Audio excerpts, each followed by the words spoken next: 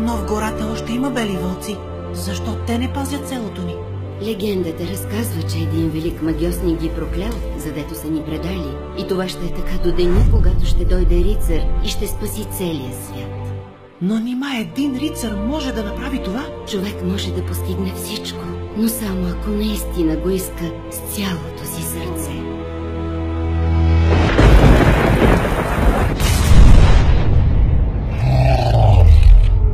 Побързай! Искам да остана с теб! Прави каквото ти казвам.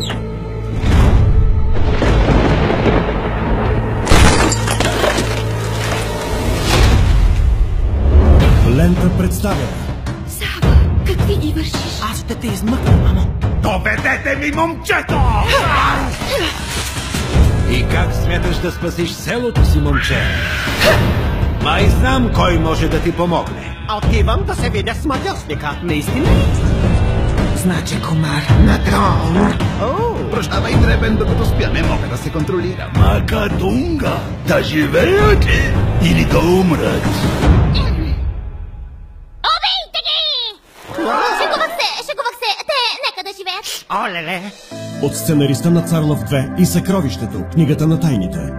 Но какво правиш? Всички чакаме да дойде избраният със сърце на истински войн. Не, това го пропускаме и караме нататък.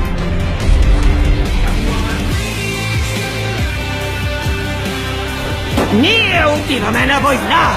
Срещу вълците ли, мадам? Тя ще избие всички. Те са много повече от нас. Ще си пробием път. Убеден съм в това.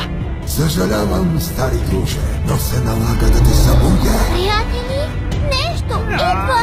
Нещо огромно!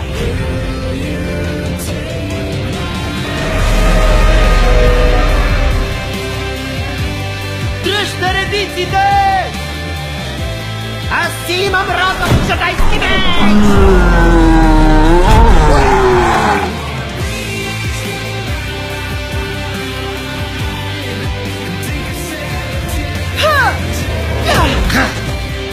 Сава, какви ги вършиш? Спасявам целия свят. Сава, сърцето на война.